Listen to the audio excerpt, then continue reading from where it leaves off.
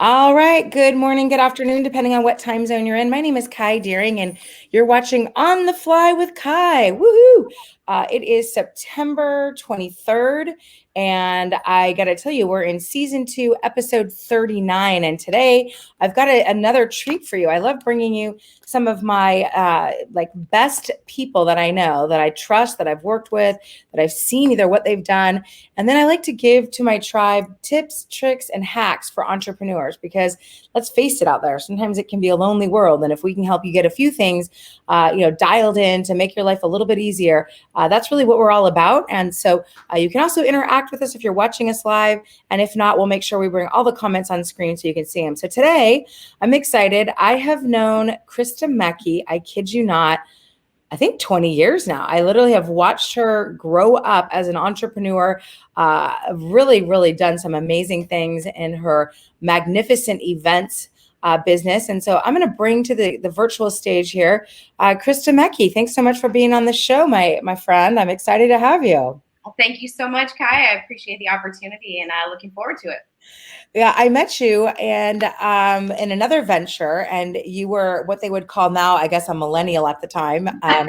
Super young, and I was just blown away by your business acumen. And you were telling me that, the only job you'd ever really had prior to being an entrepreneur was like a little, like a little dumb retail thing. So were you born like that? Like, what the heck, woman? I mean, most people just are brainwashed. They just go get a job because that's what they know. But you never really did that much. No, so my family is entrepreneurs, honestly. My mom's side of the family, multiple businesses, different people. So I think it was naturally in me, even though, I didn't really know it back then or think about it or put the correlation together. But even in high school, I always worked, like 3 jobs.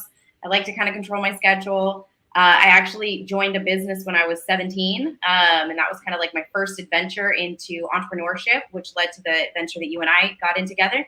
And so I originally intended to be an attorney, actually. So I did intend to have like a high-powered career down the line. But I think that was just more because I didn't really care for authority too much, which is probably why I'm a good entrepreneur versus an employee. Well, our stories are very similar. I did do the college thing and thought I was going to be a doctor, and then I realized I didn't really like sick people. So Yep. that's kind of a problem. And so, what do? You go into sales, and then you naturally progress when you find a boss that doesn't like you. You go into your own thing, and then that was it. But I definitely was more in my 30s when I did that. I wasn't in my teens. So that's pretty impressive for sure. And then I know that, you're now doing this incredible event planning for weddings and corporate and all that good stuff. And you're amazing. You really are. I see you just whoop, whoop, whoop. We're running all around the world, the Bay. But there was something called a great pause. Yes. And your profession, I mean, I actually thought about you a few times until we reconnected again at sort of an event. But I was like, dang, I wonder how she's doing with events. Cause I mean, it just basically, the world stopped. How did you survive that? I mean, it was hard on event planners. Yeah, so I made a decision first to not pivot. I stayed in my lane, and so I decided that I didn't want to, learn to do virtual events. I didn't want to become like a balloon artist or these other things that I saw people pivot, and that's great for them. I knew it wasn't for me. So it just so happened in serendipitous kind of way. A friend of mine had an event venue right before the pandemic hit that he was looking for somebody to be a general manager, and was directly pitching to me. And I said, okay, as an entrepreneur, I'm always open to opportunities. So I actually started out with him as a contracted position, and then he decided he wanted more of my time. So I came on board with him literally 3 weeks before the entire country shut down, or maybe 4 weeks. But I ended up basically being at that venue the only employee, and throughout the pandemic, got promoted to COO. So it was kind of like I still took that entrepreneurship sort of nature because I set my price. He didn't want to agree with it in the first, like at the beginning. And then he came back and said, I'll give you your demands because you're worth it and I need the help. And so that was kind of my only pivot, was basically going into exactly what I already knew. I knew sales, selling an event venue was kind of right in alignment. But in terms of my personal business, as everybody started dropping off and rescheduling, I did still have weddings in 2020. Wow. Some of them were off the grid, non-sanctioned, way too many people weddings. But, I took the time to do the back end work. So I spent the time to, do my keywords on my website. I redid the website. I got the marketing list up.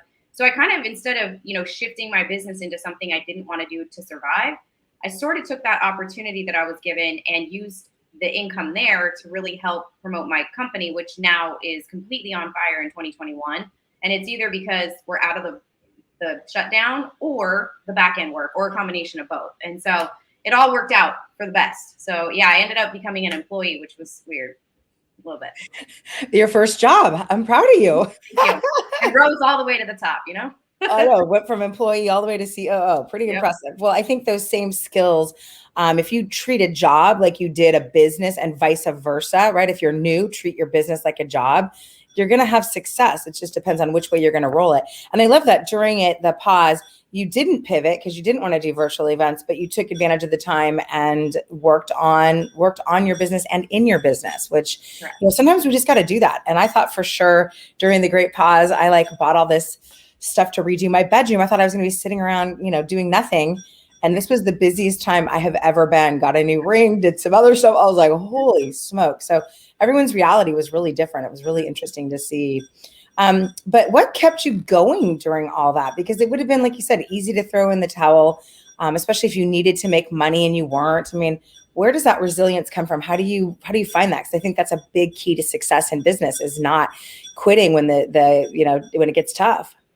Yeah. So knowing that I was also making a very big move in my personal life was really what gave me kind of the resilience, because I knew that I had to survive. I was going to be in a position where I was reliant 100% on myself.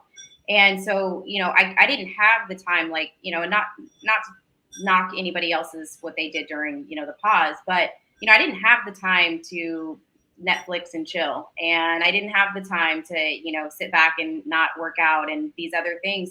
I tried to really maintain the same lifestyle, because my biggest concern, I had anxiety over this fact, is that when things did open back up, we wouldn't be ready. Like, as somebody who was constantly going and had like a structure to life that got thrown off as it did for everybody else, I was so concerned that when everything opens, none of us would be prepared. And when I say none of us, I mean the people I was working with in my business, and even, the employees I had to furlough.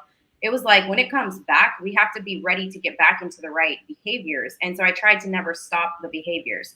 But again, knowing that I was making a significant life change pretty close after the pandemic. And so it was like, I'm going to do as much as I can right now while these opportunities are here. And I think that's the biggest thing that's kept me going as an entrepreneur, period, is that whenever an opportunity is presented in front of me, I'm always open to looking at it and generally saying yes, because I don't know what that's going to lead to. But I don't want to sit back and go, oh, I wish I would have. I'd rather say, I'm glad I did, whether it worked out or not.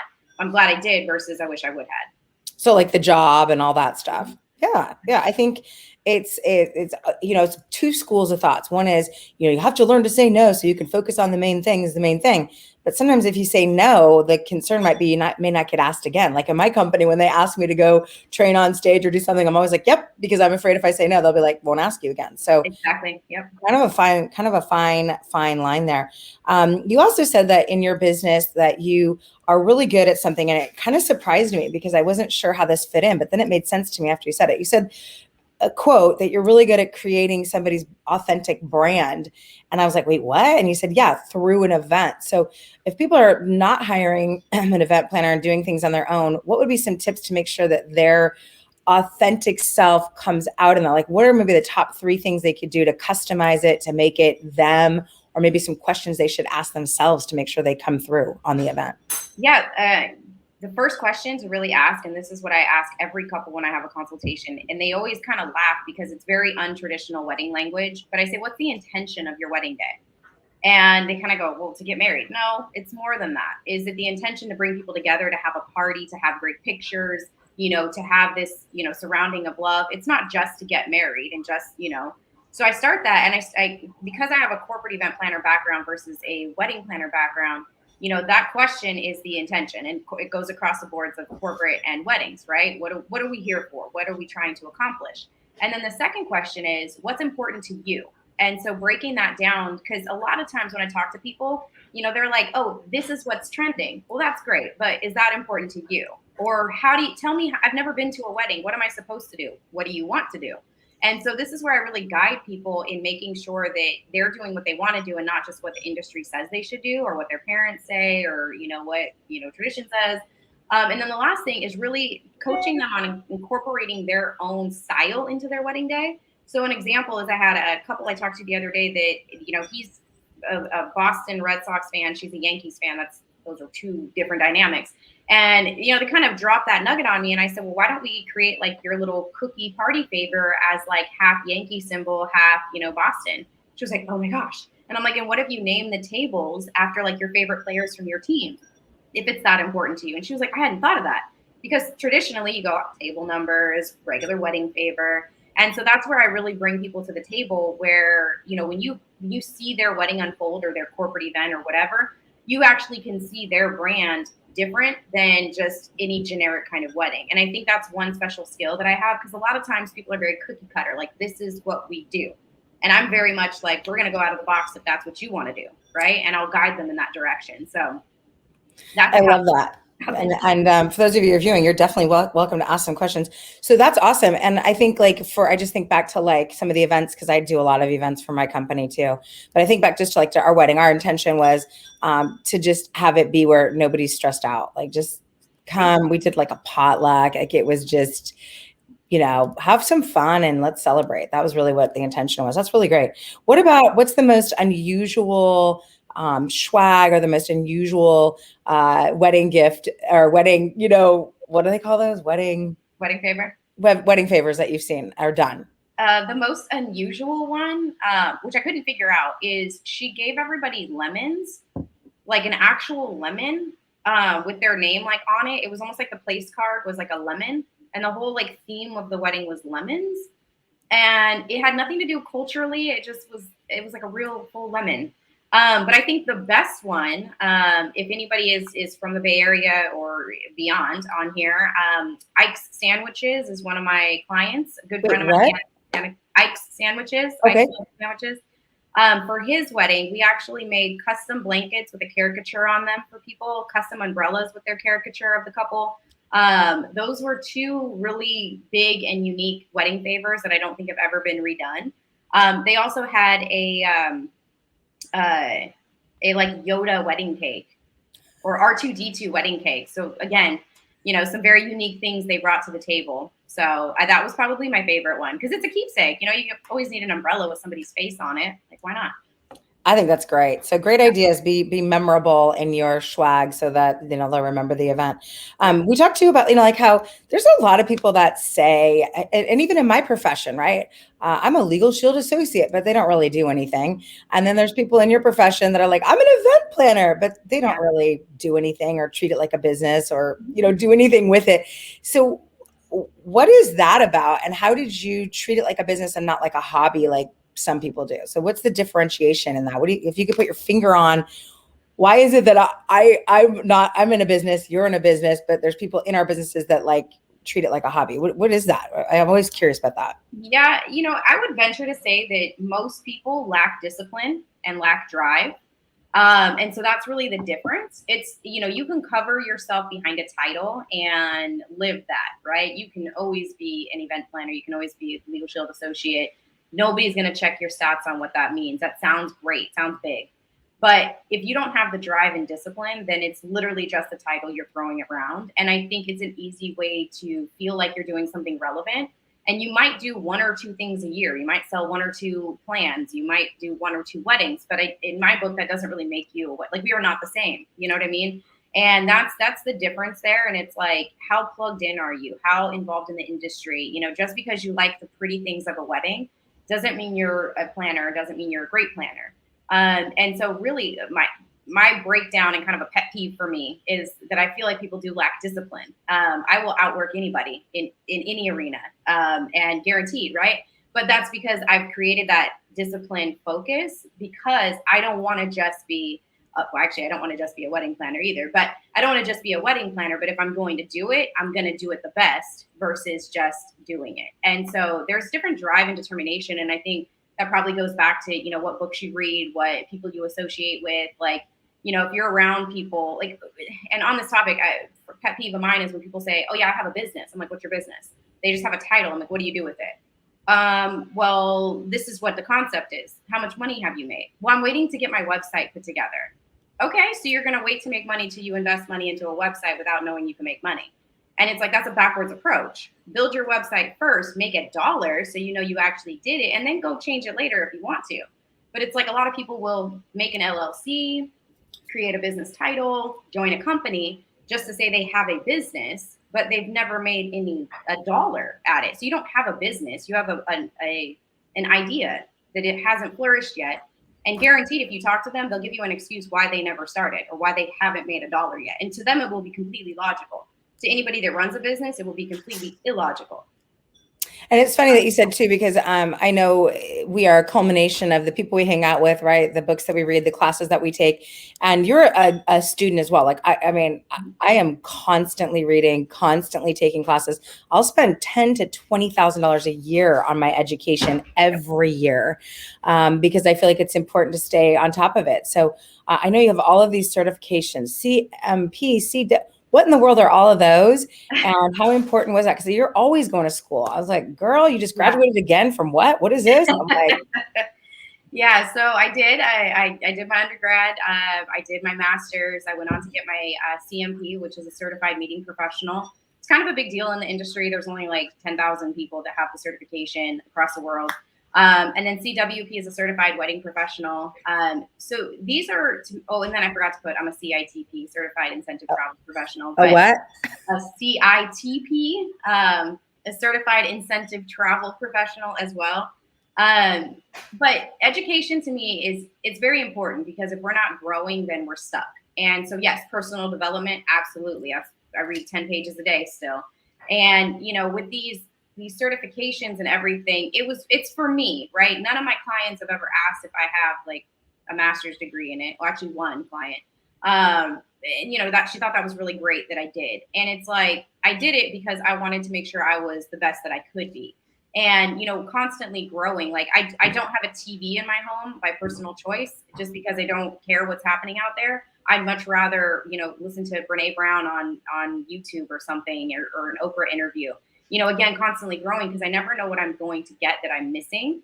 And that's just the determination. And that is the average of the 5 people you hang out with the most, right? Because when we say that, we don't physically, we do physically mean it, but how often are you with 5 people? But it's like, if you're surrounding yourself with these people that are pouring into you virtually, like Oprah or whomever, that's still your associations. You're still getting something from that. And so these certifications, they matter to me for bragging rights. I'll be 100% honest. My ego enjoys them. That's about it.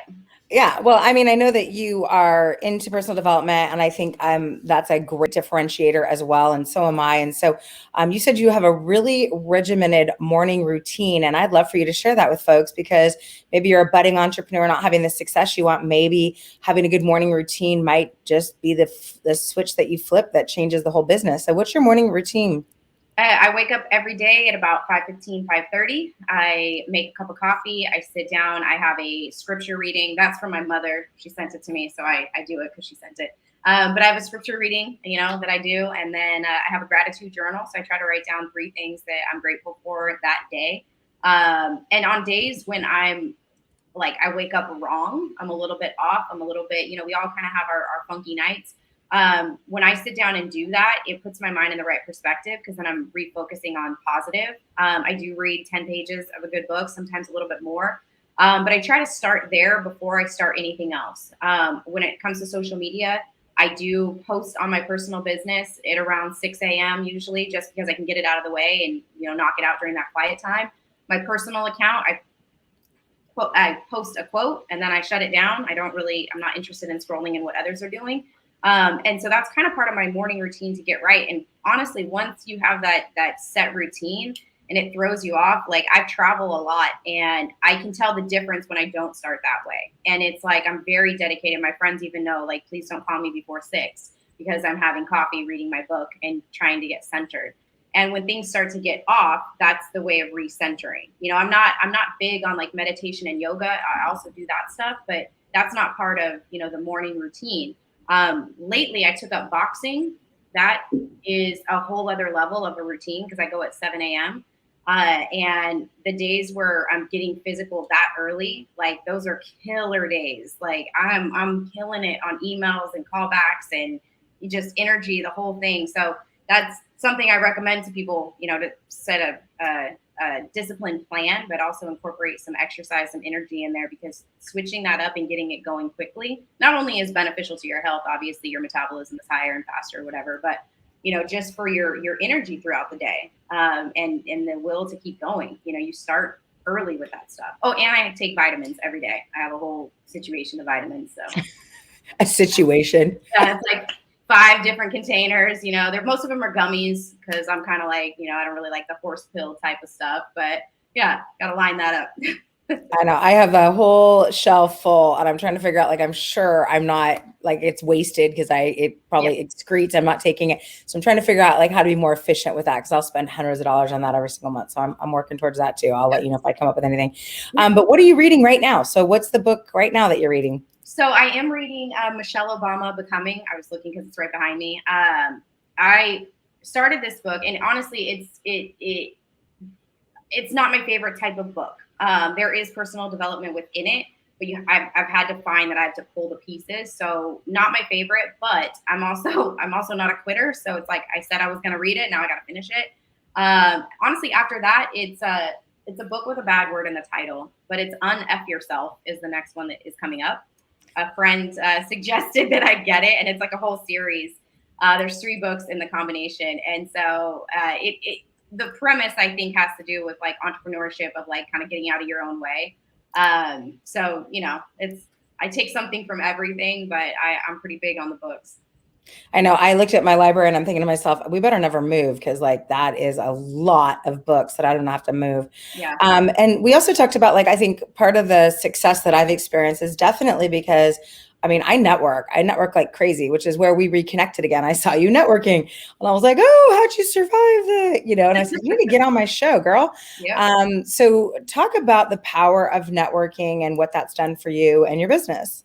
That is everything for my business, because I started out in networking in corporate planner arenas as a student in college still. And I started to go to them, and, I got this network of people. My name became relevant. People started to know me. And it was honestly like, the more they see you, the more they recognize, and the more the higher your value goes, whether they worked with you or not, whether they even know your name. But because of seeing you, it's like, oh, I know who that is. And now you become kind of, the popular kid. And so networking is huge, because not only did I meet people that were able to help me launch my business, in the sense that I didn't know what I was doing, but I was very good at seeing what others were doing and following the lead. Like my mentor in event planning, I've never asked her for her time to mentor me, but she knows that I'm her protege and she is my mentor, because I've seen everything she does and I followed it. And I was like, let me mimic what she's doing. But I met her at a networking event and instantly was like, that's it for me. But that, and then the fact that I was sharing with a friend the other day, he was like, you should have worked at a hotel because you would have met celebrities and this and that. And it's like, I don't really care about that, because I go to networking events and meet people that run corporations, that are startup companies, that are CEOs, that are talking to me about what I do, we can exchange value. Versus if I met a celebrity, like, what's the likeliness that I'm going to be able to get anything from that relationship that benefits me? It might benefit them because they know me and I'm a hotel manager and can hook them up, right? So it's a difference of philosophy, but it's like, when you sit down to look at who do I know, that's that network is your net worth. And I think I learned that pretty early on, because I have a stack of business cards I'm looking at right now. These people may not actually remember me, but if I need somebody in Louisville, I know exactly who to call and what conversation to have. Right? Because I know that I'm leaving an impression. And I know when I meet people, back in the day, what I used to do is I remember like little things about people. I literally kept all the business cards in the most inefficient fashion, but they were taped into like a notebook, like a 3-ring binder with like, words next to them of like, this person had a kid, they went here, they went here. It doesn't work when people change jobs, but it was easier to locate somebody on paper than it was to locate them on LinkedIn. And so it was like, when I would flip through and I'm like, who do I know in Puerto Rico? Instantly I had somebody and I had things to remember them by, and whether they remembered me or not, that key component made it more relevant than just somebody calling to ask for a favor. So it was like, I got really good at remembering details about people.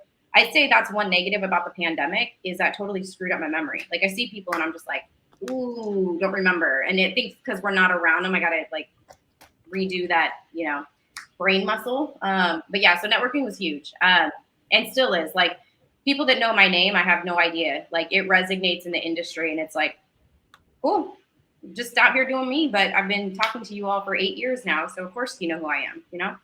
So Yeah, and I met Jeannie Lyons networking, and she loves that your network is your net worth. And we met networking, and I network. I'm gonna have. I think I did like 3 networking virtual events on Monday. I did, 2. I'm going to do two today. So I love it because I feel like, and now we can do it a little bit on social. You just got to keep showing up. right. It's still that visibility. You're still keeping top of mind awareness. So if you're not posting every day, like on LinkedIn, I think you're doing a disservice because you're going to stay top of mind awareness because you're not seeing these people as much as you were. So I think it translates as well into social because you just said you do it every day as well. You post every day. It's you just got to stay relevant. So I appreciate that. You also said you got a lot of balls in the air. So especially like now with your personal life kind of changing and there's a lot of things to keep track of. You said you're really good at compartmentalizing. What does that look like and what does that mean? In my brain, there's a bunch of little boxes of things, and I grab them when I need to. Right now, I am managing about 30 different couples for their wedding. So I have a unique ability to compartmentalize them. So again, knowing like when an email comes in, I don't have ADD as much as I have, again, the ability to kind of organize in my brain. And so, when these things come in, I'm not going, oh my God, I have to focus over here. I'm like, okay, noted. Let me get back to that one. They're over here. They're later. Right. And it's the same thing in kind of managing like follow-ups. You know what I mean? I've got people that have reached out to me and it's like, okay, boom, boom, boom. These people need to be called back. But then I also doubled it up with technology. I compartmentalize, but I also use what we have, tools around us. So putting things in my calendar as like quick reminders or, notifications to call at certain times, like I'm big on scheduling things out so that I'm not just relying on my memory or on a sheet of paper, but, being able to like an example of compartmentalizing, you wake up with a bad day, like personal life, I've had things happen and I'm just like, oh, I'm so frustrated. And I spend like 3 minutes maybe being frustrated. And then instantly I'm like, okay, I'm back to, magnetic magnificent events. And my friend used to make fun of me because he was like, you never stay like focused. And I'm like, I don't have to be there. That feeling doesn't serve me. So I'm not staying there. I'm going to go right over here. Or I could be like frustrated, like tearing up and my business line rings. And instantly I'm like, this is Christa, super friendly voice. I'm not answering the phone like, yes, can I help you? Because what is that going to do if I'm giving off that energy? And I'm also big on receiving energy too. So I kind of eliminate anybody who gives the wrong energy because I can't afford, with all the things going on, I can't afford to have somebody close to me that maybe, I'm receiving energy from them in a negative way. And that's one of the biggest things. And that also goes back to having like boundaries too, I think is an important thing as an entrepreneur, having boundaries set so that we can be the best selves that we need to be for what our end goal is. So I kind of just went a lot of places with your question. Sorry about that. No, but it totally makes sense. I mean, as a business owner, we have to wear a lot of different hats. We have to, be, spouses and daughters and all kinds of things and, friends. And so you've got to make sure that you can keep it all straight and have a positive attitude about it because otherwise no one's going to want to work with you. I hear you. So, I think attitude is everything. So I like that a lot. So yeah, please. I was just going to interject on that note too, that I was told one time, people shouldn't have to wonder what they're getting. When you walk in a room, they shouldn't have to go, oh, is this the angry one or is this the positive one today? And I think being more conscious of that, just in general life, like, in business or not, is an important thing. Because that's how you make other people feel around you, right? And it's like showing up authentically you, but also realizing that, staying very even in who you are. You don't have to bring all the negativity to the table. Even if you're feeling bad, just talk to yourself if you need to, and then bring your best foot forward. Yeah, you don't need to be like a box of chocolates. You're not going to know what you're going to get. Exactly. Well, with that being said, the half hour went super fast. I know that folks might want to engage with you, maybe hire you for their corporate event and whatnot. What's the best way for them to engage with you? Website is perfect. magneticmagnificentevents.com. It's on there, all my contact info and everything. It's the best direction. Awesome. Well, I just want to say thank you so much for being on the show. There's a lot of nuggets in there. I love it. So for those of you who are viewing the show every week, we appreciate you being here. We appreciate you commenting. We love all the likes. So if you enjoyed today, please share it with other folks. Just hit the share button, smash it, send it to somebody else. Because there's somebody else that probably needs to hear this information. So again, I want to thank Christa Mecki with Magnetic Magnificent Events. It's a mouthful for me. Sorry about that, sister, but you saw it on the screen.